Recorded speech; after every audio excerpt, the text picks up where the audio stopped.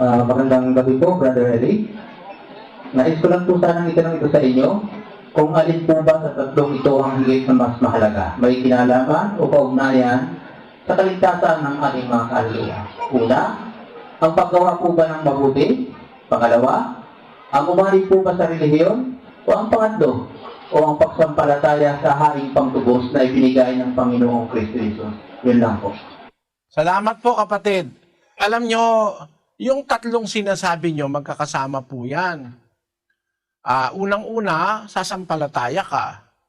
Pagkatapos, pag sumampalataya ka, dapat maanib ka dun sa iglesyang nasa Biblia. Tapos pagkaanib ka na, gagawa ka ng mabuti. Kasama po lahat yan, sangkap po yan. Hindi pwedeng paghiwa-hiwalayin yan, kapatid. Unang-una, ganito. Ang first step, sasampalataya ka muna. Hebreo 11:6. At kung walang pananampalataya ay hindi maaaring maging kalugod-lugod sa Kanya, sapagkat ang lumalapit sa Diyos ay dapat sumampalatayang may Diyos at Siya ang tagapagbigay ganti sa mga sa Kanya'y nagsisihanap. Ang unang step, pag lalapit ka sa Diyos, dapat sumasampalataya ka sa Diyos. Diba? Sumasampalataya ka kay Kristo. Yun ang unang step. Pagkatapos ng may pananampalataya ka na, may kasunod yon, babautismuhan ka. Yun ang formal na pag-anib sa relihiyon na nakasulat sa Biblia.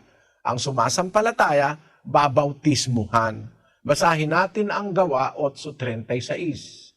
At sa pagpapatuloy sa daan ay nagsidating sila sa dakong may tubig.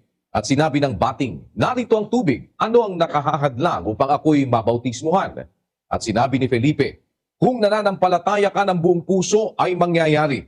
At sumagot siya at sinabi, sumasampalataya ako na si Jesucristo ay anak ng Diyos.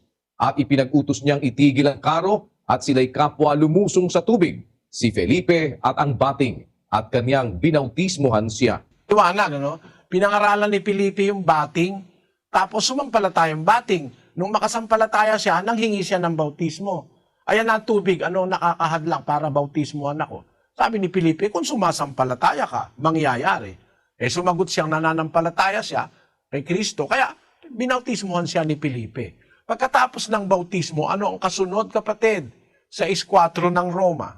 Tayo nga'y nangalibing nakalakip niya sa pamamagitan ng bautismo sa kamatayan, na kung paanong si Kristo ay nabuhay na mag-uli sa mga patay sa pamamagitan ng kaluwalhatian ng Ama, ay gayon din naman tayo'y makalalakad sa panibagong buhay. Pagkatapos ng bautismo na larawan ng paglilibing, inilibing na yung ating kasalanan, yung ating dating pagkatao nalibing na, kung paanong si Kristo na inilibing ay bumangon mula sa mga patay, gayon din naman yung nabautismuhan, lalakad na sa pagbabagong buhay, sabi ng Apostol Pablo.